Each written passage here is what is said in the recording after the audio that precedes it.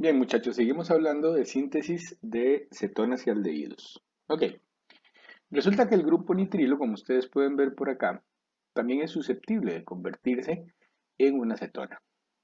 Si yo ataco a este carbono que, como ustedes bien podrán entender, tiene una carga parcial positiva, por estar unido al nitrógeno con una base fuerte, con un nucleófilo fuerte, como es un reactivo de Grignard, puedo obtener un intermediario, ¿verdad? Que es lo que se llama la sal de una imina. Una imina, y aunque ahora detallaremos un poco más sobre estos compuestos, es sí, es un compuesto que tiene una unidad muy parecida al carbonilo. Esta unidad es el carbono doble enlace nitrógeno. Tiene prestaciones muy similares a un carbonilo porque el nitrógeno también es electronegativo. Resulta que las sales de imina, ¿verdad? Se pueden hidrolizar en condiciones suaves a la imina respectiva, ¿verdad? Ya sin el magnesio, y una hidrólisis posterior un poco más fuerte genera la acetona. ¿Ok? Aquí tenemos un ejemplo específico en el que el benzonitrilo, ¿verdad? Reacciona con el bromuro de fenilmagnesio en éter, ¿verdad? Para generar nuestra sal, que se hidroliza, ¿verdad? Posteriormente a la benzofenona. Fíjense ustedes, entonces, que el carbono, ¿verdad? Que conforma el nitrilo, no solo acepta un grupo alquilo más, sino es el que al final, ¿verdad? Genera el grupo carbonilo. Bien, para lo que sigue, para las síntesis que vamos a discutir ahora, es muy importante recordar la estructura del famoso diisobutilaluminio, el hidruro de diisobutilaluminio más bien, o dival. Dival H porque, claro, fíjense que es una especie muy impedida por un lado, pero además que solo tiene un hidruro para donar. Entonces los nitrilos, para empezar a hablar, también reaccionan con el dival, que forma un complejo de aluminio tipo imina, que cuando se hidroliza genera, en este caso, un aldehído. ¿Ok? Entonces con dival podemos obtener a partir de un nitrilo un aldehído y con un Grignard, como ustedes pudieron ver, a partir de un nitrilo una acetona. Un ejemplo específico lo tenemos aquí y es un ejemplo interesante porque fíjense ustedes como el doble enlace no ha sido afectado por el dival, solo el nitrilo. Bien, ok, a partir de cloruros y ésteres, ok, son cloruros de ácidos y ésteres, aquí disculpen, ok. Ustedes saben que si tomamos un ácido, ¿verdad? Y le agregamos el poderoso reductor hidruro de aluminio y litio, pues claro, se genera en primer término el aldehído. Pero este aldehído no es aislable, ¿verdad? Porque una vez que se forma, el aldehído es más reactivo que el ácido y fácilmente y rápidamente genera el alcohóxido que después de una hidrólisis producirá el alcohol respectivo. Bueno, tengamos en cuenta para lo que sigue que los ácidos carboxílicos reaccionan con cloruro de tionilo para darme cloruros de ácido. ¿Ok? Fíjense ustedes que un cloruro de ácido con una especie como el triterbutoxi, como el hidruro de triterbutoxialuminio, muchachos, que también es muy impedido y que solo da un hidruro, es capaz de generar un aldehído. Entonces, vamos, ojo, vamos aprendiendo nuevos métodos. Un cloruro de ácido más triterbutoxialuminio, el hidruro de triterbutoxialuminio me da, como ustedes pueden ver, un aldehído. Bueno, aquí tienen una secuencia completa, muchachos, de un ácido carboxílico que se convierte al cloruro respectivo, con cloruro de tionilo, y posteriormente es reducido con el hidruro de triterbutoxialuminio al aldehído. Son métodos que son muy buenos, pero aquí un comercial. Tanto el Dival como esta especie son especies que tienen que ser manejadas en condiciones muy secas, ¿verdad? Y de preferencia tienen que ser personas con buena experiencia en el manejo de reactivos sensibles a la humedad. Son reactivos que reaccionan con la humedad del aire de manera muy violenta, ¿verdad? Igual que el hidruro de aluminio y litio. Entonces, las reacciones son muy buenas, dan muy buen rendimiento, pero el personal que las hace, ¿verdad? Sobre todo estos pasos que tienen que ver con los derivados del aluminio, tienen que tener, como decimos en orgánica, muy buena mano. Bien, aquí podemos ver que un éster, muchachos, con el famoso Dival, puede generar un complejo de aluminio, ¿verdad? Que cuando se hidroliza también produce un aldehído. El ejemplo específico lo tenemos aquí. Llamo la atención de ustedes a que estas reacciones y algunas de las anteriores con derivados de aluminio se hacen a muy bajas temperaturas. ¿Ok? Y el secreto es la baja temperatura para evitar, digamos, algún tipo de reducción o complicación posterior. Bueno, un cloruro de ácido, como ustedes recordarán, si reacciona con un reactivo de Grignard, pues claro que primero me produce la acetona, pero no la puedo aislar. La acetona no se aísla, porque una vez que se genera la acetona, es una especie tan reactiva también, ¿verdad? Que con un siguiente equivalente del reactivo de Grignard me va a producir el alcohóxido que cuando se hidroliza, muchachos, genera el alcohol correspondiente. Entonces, si yo tengo un cloruro de ácido y quiero utilizar un organometálico para producir una acetona, lo que puedo utilizar es algo que ustedes ya conocen que es un reactivo de Gilman. Los reactivos de Gilman, muchachos, son especies que son mucho menos reactivas, ¿verdad? Valga la redundancia, que los griñares o los alquilídeos. Por esa razón, nosotros podemos utilizar un dialquilcuprato para obtener una acetona. Nada más recuerden, ¿verdad?, que un dialquilcuprato se obtiene primero partiendo del halogenuro de alquilo que se hace reaccionar, ¿verdad?, con dos equivalentes de litio para obtener el alquil litio respectivo, y luego dos equivalentes de ese alquil litio reaccionan con yoduro de cobre 1 para generar, como ustedes pueden observar, el reactivo de Gilman. Aquí en el ejemplo específico, fíjense, tenemos el cloruro con dos equivalentes de litio, estoy aquí, ¿verdad? Formo el derivado litiado de 1, 2, 3, 4 carbonos, ¿verdad? O sea, butilitio. Si lo hago reaccionar con yoduro de cobre, obtengo el dialquilcuprato de litio respectivo, que cuando reacciona con el cloruro de ácido me produce la acetona. Bien, un método que no viene en el libro de ustedes, pero se los comento, es utilizando esta especie que se llaman ditianos. Los ditianos, muchachos, pueden reaccionar con una base muy fuerte, que es el butilitio, para generar el anión respectivo del ditiano. Fíjense que el butilitio, al capturar un protón de estos, se convierte en butano, que es un gas que se va de la reacción. Posteriormente yo puedo hacer reaccionar, fíjense ustedes, un halogenuro de alquilo con el anión del ditiano para obtener lo que se llama un tiocetal, que en presencia de cloruro de mercurio 2, ácido y agua genera un aldehído. Entonces, este es otro método para producir aldehídos, ¿verdad? A partir de una especie aniónica. Aquí tenemos un ejemplo específico, fíjense ustedes, aquí usamos el bromuro, ¿verdad?, de bencilo, y posteriormente, ¿verdad?, con la adición de un equivalente, ¿verdad?, de bromo propano, podemos obtener una acetona. Entonces, el método con los ditianos, ¿verdad?, me puede funcionar para hacer aldehídos si uso solo un equivalente o solo un tipo de halogenuro de alquilo.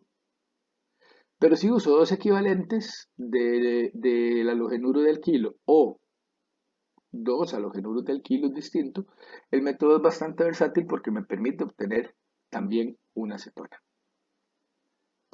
Bien, pues entonces vamos a ver un ejercicio sencillo que resume un poco las reacciones que hemos estado estudiando. Vamos con la A. Ok, entonces, las condiciones reductivas aquí son poderosas.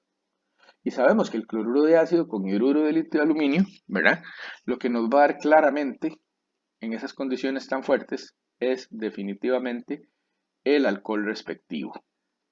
Aunque yo sé que lo primero que se va a producir es el aldehído, si hay hidruro de aluminio y litio en el medio, ese aldehído se va a reducir rápidamente a este alcohol.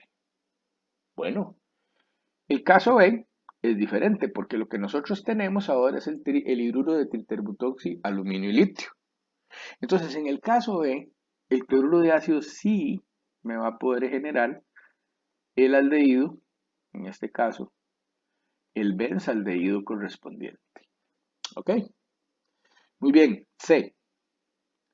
En C es la reacción del cloruro de ácido, muchachos, más el divinilcuprato de litio. ¿Ok? Entonces, claro, lo que nosotros tenemos aquí es la formación entonces de una acetona. ¿Ok? Que vamos a ver, tiene por un lado 1, 2, 3, 4, 5 carbonos. 1, 2, 3, 4, 5 carbonos. El carbonilo, ¿verdad? Y, como ustedes pueden ver, un doble enlace por ahí. ¿Ok? Bien, vamos a ver. D. Ah, pues D es una reacción química que no me va a dar ni un aldehído ni una acetona, porque estoy utilizando un reactivo, ¿verdad? Que es el reactivo de Grignard, que se va a adicionar inicialmente, ¿verdad? Y me va a generar una acetona. Pero la acetona una vez formada reacciona con el resto de ese reactivo de Grignard para darme un alcohol. Entonces, vamos a ver, 1, 2, 3, 4, 1, 2, 3, 4. Yo sé que va a quedar un alcohol. Y entonces son dos de estos. Vean, 1, 2 y aquí está el doble enlace. Y aquí 1, 2 y aquí está el doble enlace. ¿Ven la diferencia de condiciones, muchachos? En algunos casos, con nucleófilos muy fuertes, que también son bases fuertes, como los griñares y los cloruros de ácido, me voy al alcohol. Pero si tengo Gilman o si tengo reductores más débiles, muchachos, pues entonces puedo obtener los aldehídos o cetonas correspondientes. Vamos a E. Muy bien. Entonces tengo Dival y tengo un éster, ¿verdad? Si tengo Dival y tengo un éster, yo sé que los productos de esta reacción, muchachos, van a ser sencillamente, vamos a ver, que los productos de esta reacción van a ser sencillamente, muchachos, sin tocar el doble enlace, el aldehído y después, fíjense ustedes, de la hidrólisis, este grupo que estaba aquí, lo que me va a dar es un alcohol. ¿Ok? Eso es E. La F es una reacción muy interesante. Fíjense ustedes que lo que tenemos es un éster cíclico con Dival. Entonces, lo que va a suceder en este caso es que se me va a formar el aldehído donde está el carbonilo. Vamos a ponerlo. ¿Verdad? Estoy aquí. Pero fíjense que a 1, 2, 3, 4 carbonos, 1, 2, 3, 4 carbonos, me va a quedar el oxígeno pegado en el mismo sustrato y después de la hidrólisis, ¿verdad? Lo que él va a formar es el OH. ¿Ok? Muy bien. Bueno, se los había dicho. Se los puse, este no se ve ni muy bonito, ¿verdad? Podía haber, he puesto todos los resúmenes de reacciones, muchachos, y no los voy a poner. Yo creo que necesito es que ustedes vean, fíjense qué montón de reacciones.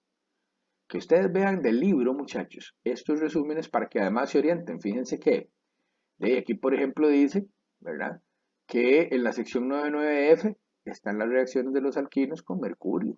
O con diciamilborano que sirve. Esa no era, ni la mencionamos, pero ustedes saben que es para hacer aldehídos, ¿verdad? Bueno, más reacciones. Todos los resúmenes de reacciones que vienen en el capítulo, es bueno, muchachos, estudiarlos, entenderlos bien y aprender, o aprenderse, muchachos, las reacciones. Bien, pues pasamos ahora al otro gran tema de este capítulo, ¿verdad? Y que son las reacciones de adición nucleofílica sobre el carbonilo. Entonces, específicamente, estas reacciones se refieren a aldehídos y acetonas. ¿Ok? Entonces, ya dijimos, ¿verdad? Los carbonilos, un momento para acomodarme, los carbonilos son planos. El oxígeno acomoda la carga y el carbono siempre es positivo. Claro, si tengo un nucleófilo, él va a querer venir y atacar el carbono del carbonilo. Es positivo. Y los electrones del doble enlace van a pasar al oxígeno. En una etapa posterior, ¿verdad? Yo puedo tener, fíjense ustedes, que el oxígeno del carbonilo se puede protonar, completando así el proceso de la adición que consistió en el ingreso de un nucleófilo en una primera etapa y en la protonación, por ejemplo, o en la captura de un electrófilo por parte del oxígeno. Por eso es una adición. ¿Recuerdan? Como la de un doble enlace. Cuando veíamos las adiciones a un doble enlace, primero ingresaba, por ejemplo, el ácido y después ingresaba el nucleófilo que lo acompañaba. Bueno, aquí entra primero eh, el nucleófilo, ¿verdad? En estas condiciones que dice que son condiciones básicas, o sea, donde el nucleófilo es fuerte. Primero entra el nucleófilo y una vez que esa reacción ha terminado, yo tengo que agregar, ¿verdad? Una fuente de protones para que culmine o termine la adición. Ahora, como el oxígeno tiene pares de electrones libres y ustedes saben que tiene carga negativa, yo puedo hacer esta reacción, muchachos, con catálisis ácida. Fíjense que el par de electrones del oxígeno pueden capturar el protón y nucleófilos que son débiles pueden atacar después el carbono del carbonilo. Vean estas dos estructuras de resonancia, en las que se muestra que el carbono tiene una carga positiva. ¿Ven? Así, si el nucleófilo es débil, ¿verdad? Como ya el oxígeno ha capturado un protón o un electrófilo, el nucleófilo puede ingresar con relativa facilidad al carbono. Entonces, fíjense que estas reacciones de adición realmente se hacen en condiciones básicas, ¿verdad? O bien en condiciones ácidas. También pueden ocurrir en medio neutro. Bueno, muy bien. Aquí tenemos algunos ejemplos. Esta primera, ¿qué condiciones son? Definitivamente básicas porque es un nucleófilo muy fuerte. Entonces, el mecanismo de adición primero va a ser la adición del nucleófilo. Y una vez que el nucleófilo se adicionó, una hidrólisis permite el segundo paso de la adición, que en este caso consiste en la inclusión de un átomo de hidrógeno. ¿Ok? Fíjense que otra reacción que habíamos visto, la reducción de grupos carbonilo, ¿verdad? Con boruro de sodio o con hidruro de aluminio y litio, porque las cetonas y los aldehídos se reducían con estos dos agentes, solo que este es más, prefiere uno utilizarlo más porque es más estable que el hidruro de aluminio y litio. Pero claro, es un donador de hidruro, es una base fuerte, entonces primero se da la adición del hidruro y una vez que se adiciona el hidruro, el disolvente puede servirme como fuente de protones para obtener el alcohol deseado. Bueno, aldehídos versus cetonas. ¿Quién reacciona más rápido? ¿Un aldehído o una cetona? Vamos a leer sencillo aquí. En la mayoría de los casos, los aldehídos son más reactivos que las cetonas frente a las adiciones nucleofílicas. Por lo general reaccionan con más rapidez que las cetonas y la posición de equilibrio se encuentra más desplazada hacia los productos que con las cetonas. La reactividad aumentada de los aldehídos se debe a un efecto electrónico y también a un efecto estérico, muchachos. ¿Ok? Observe que un aldehído solo tiene un grupo alquilo donador de densidad electrónica, haciendo que el grupo carbonilo del aldehído sea ligeramente más pobre en densidad electrónica, o sea, es más, muchachos, electrofílico. Este es el efecto electrónico. Pero además, un aldehído solo tiene un grupo alquilo voluminoso, comparado con dos que tienen acetona. Entonces, en el caso del aldehído, el grupo, como dice aquí, queda más expuesto frente a los nucleófilos, ¿verdad? Si se tiene sobre todo un nucleófilo voluminoso, el producto de ataque del aldehído está menos impedido y se va a dar esta reacción entonces más fácilmente que el producto con la acetona. En resumen, chavalos, los aldehídos son más reactivos de las cetonas, que las cetonas, perdón, por esos dos efectos. Un efecto electrónico y un efecto estérico. ¿Okay? Aquí tienen ustedes, digamos, las representaciones. Y fíjense que el carbonilo de la acetona pues tiene menor carga, menor cantidad de carga positiva que el del aldehído porque tiene dos inducciones de los grupos R. ¿Ok? Además tiene más impedimento estérico, ¿verdad? Y al nucleófilo le puede costar entrar si tiene mucho volumen. ¿Ok? En cambio, el aldehído que tiene menor impedimento estérico, ¿verdad? Acepta el ataque más rápida y fácilmente y por eso el producto se obtiene de manera más sencilla. Bien, para ver algunas de las reacciones de adición típicas y para familiarizarnos un poco más con este mecanismo, vamos a comenzar hablando de la hidratación. ¿Ok? Fíjense que la reacción de hidratación es una reacción que ocurre normalmente con catálisis ácida. Claro, también puede ser con catálisis básica como veremos. Pero si yo tengo una leve cantidad de protones en el medio, voy a activar el grupo carbono, ¿verdad? O el átomo de carbono del carbonilo para que un nucleófilo tan débil como el agua lo pueda atacar. Fíjense. Aquí tenemos la acetona que reacciona con un protón del ácido, ¿verdad? Y forma la especie protonada que tiene el carbono activado. El agua, que es un muy mal nucleófilo, entonces sí puede atacar al carbono activado de la acetona. Y como ustedes pueden observar, en un paso posterior, la pérdida de uno de los protones de esa agua que formó un enlace con el carbono activado del carbonilo, me genera un producto que se llama un hidrato. Ok, ojo, los hidratos tienen sobre el mismo carbono dos átomos de oxígeno. Claro, ahí va a haber repulsión de los oxígenos de sus pares de electrones libres y después hablaremos un poco de la estabilidad y además tendrán una tareita. Bueno, a los hidratos o a este en particular que se llama el hidrato de la acetona, muchachos, también se les llama dioles. Hem es porque los dos OH están sobre el mismo carbono. Bueno, entonces en ácido, ok, activo el carbono para que el nucleófilo lo ataque. ¿Ok? Después desprotono el nucleófilo que acaba de entrar, que es el agua, ¿sí? Y obtengo el hemdiol. Ahora, en base, utilizo directamente el hidróxido. Claro, hidróxido de sodio, hidróxido de potasio. Ataco el carbonilo primero y después el alcohóxido que se genera, muchachos, puede ser protonado con alguna fuente conveniente de protones, valga la redundancia. También obtenemos entonces, como ustedes pueden observar, el hemdiol, ¿verdad? O el hidrato respectivo. Ok, bueno, resulta ser que el equilibrio, ¿verdad? Usualmente el equilibrio en estas reacciones favorece más a la acetona que al hidrato. Ajá, por impedimento estérico. O sea, y fíjense que estamos diciendo que la reacción es en equilibrio. ¿Ok?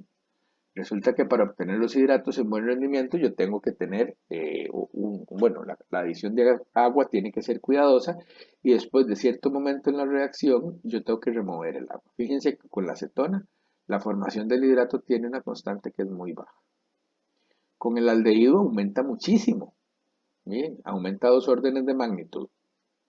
Ahora, con el formaldehído ya se vuelve una reacción muy importante. ¿Ok? Fíjense ustedes, ¿verdad? Fíjense ustedes que la constante es muy alta.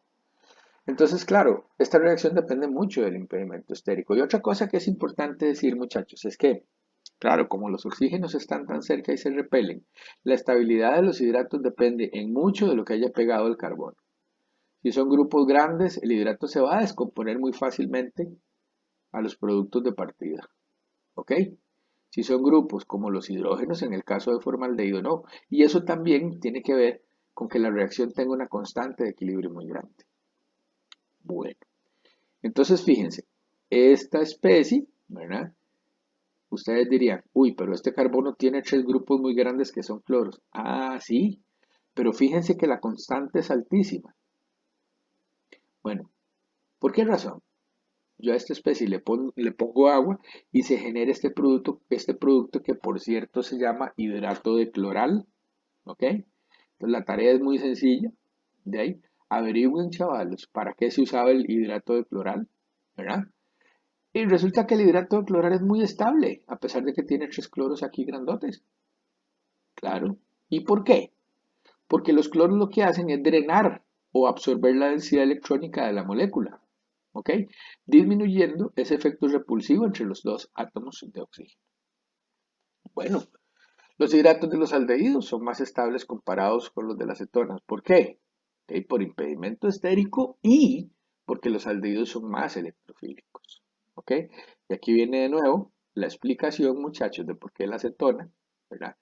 O el carbono del carbonilo de la acetona es menos electrofílico, ¿ok? Que el del aldehído. Bien, vamos a ir concluyendo este video hablando de la formación de unos productos que se llaman cianhidrinas. Entonces, el ácido cianhídrico, que ustedes saben que es tremendamente venenoso, ¿verdad? En el agua se puede disociar, ¿verdad? Al ion hidronio y al ion cianuro.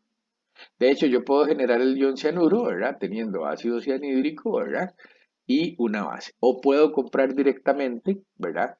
El cianuro de sodio o el cianuro de potasio. Claro, aquí lo que hay que hacer es manejar esto con un cuidado muy grande, ¿verdad? De tal manera que el cianuro nunca esté en una situación donde pueda rápidamente generar el HCN, que además es un gas y que es muy venenoso. Vamos a ver que los cianuros naturales tienen algunas aplicaciones en la naturaleza, ¿ok?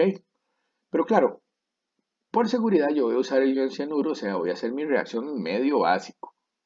Entonces, el cianuro, que además es un buen nucleófilo, primero, como ya estudiamos el mecanismo, va a atacar al carbono del carbonilo. Y en un paso siguiente yo puedo hacer una neutralización con mucho cuidado, ¿verdad?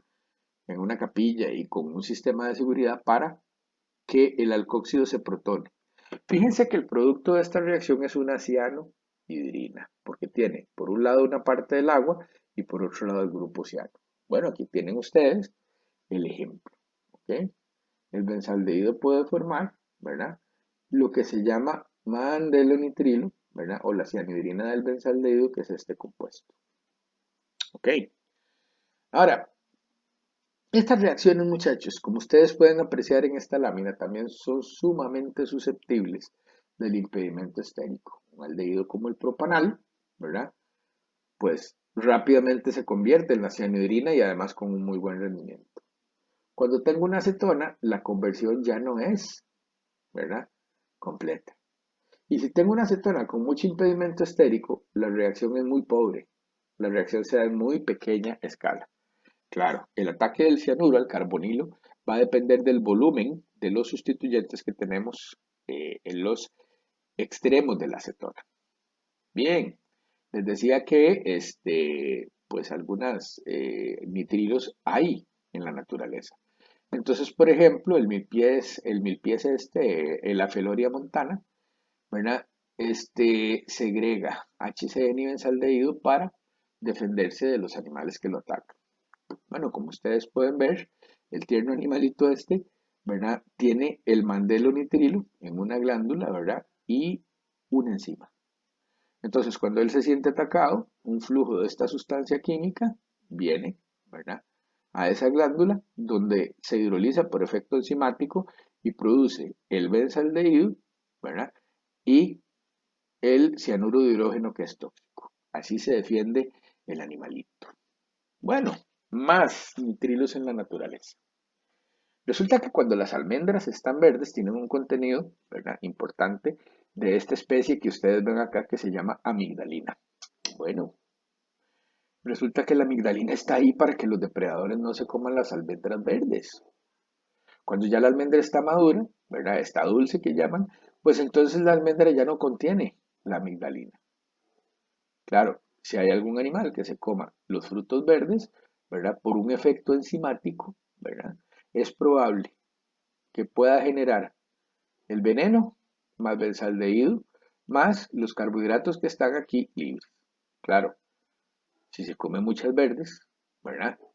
El animal que lo haga está expuesto a morirse por la cantidad de HCl. ¿Ok? Bueno, otros usos. Esos fueron, digamos, algunas, digamos, funciones que tienen los compuestos naturales estos. Pero fíjense ustedes que una forma de hacer hidroxiácidos, muchachos, ¿verdad? En el laboratorio de síntesis, es tomar un aldehído, hacer la cianhidrina respectiva. Fíjense que en la posición alfa me queda un OH, ¿verdad? Pero si después yo tomo esta especie, vamos a estudiar no en este capítulo, sino en el de derivados de ácido, que resulta que aunque esto no tiene carbonilo, me refiero al grupo cianuro, ¿verdad? Al nitrilo, se comporta como si fuera un derivado de ácido y se puede hidrolizar en medio ácido.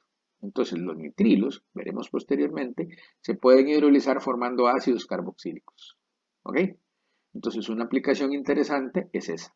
¿Ok? Aldehído, ¿verdad? Más HCN, cianhidrina. ¿Ok? Si la cianhidrina se hidroliza, podemos obtener alfa hidroxiácidos, que son intermediarios bastante importantes en síntesis. Bien, vamos a terminar entonces este videito con este ejercicio, ¿verdad? Entonces vamos a ver, muestre cómo podría llevar a cabo la siguiente síntesis. De acetofenona a la cianhidrina de la acetofenona. Bueno, no parece tan difícil esta primera, porque lo que tenemos que saber es que acetofenona, ¿verdad? Es este compuesto. Claro, y yo sé que primero le pongo CN- y después, número 2, HCN. Entonces, así de esta manera, nosotros llegamos, OH, a la cianhidrina de la acetofenona. Vamos a ver, ciclopentano carbaldehído al ácido 2-ciclopentil 2-hidroxiacético. Bueno, pues esta es un poco más larga, pero la acabamos de discutir, ¿verdad? Vamos a ver, primero dibujamos el aldehído.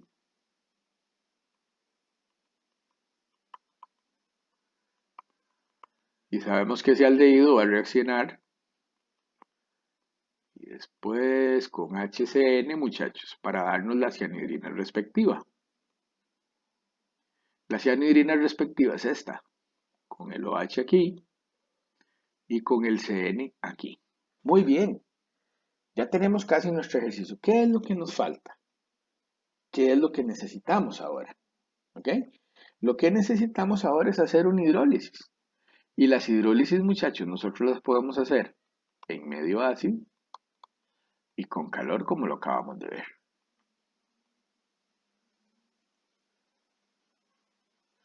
Entonces, el nitrilo se hidroliza al ácido, ¿verdad? ¿Qué me pide? Muy bien, esa fue la segunda. La C. Ahora tengo que partir del 1-hexanol y hacer el ácido 2-hidroxieptanoico. Bueno, eso está también interesante y sencilla. Hexanol 1 sería 1, 2, 3, 4, 5, 6, digamos, y vamos a poner el OH aquí, de tal forma que es la posición 1, 2, 3, 4, 5, 6. Muy bien. Vean, yo podría, para obtener ese producto, oxidar con PCC 3, 4, 5, 6 a esa especie y obtener el aldehído, que ahora puedo tratar con cianuro, ¿verdad? Y en segundo lugar, con HCN. Y entonces tengo ya un compuesto químico que tiene 7 carbonos. 5, 6, aquí está OH y después C triple N. Muy bien, y vean que me piden el ácido 2-hidroxieptanoico. Claro. Para obtener ese producto, solo ponemos H3 o más y calor y aquí llegamos al producto. Bien, muchachos, seguimos en el próximo. Muchas gracias.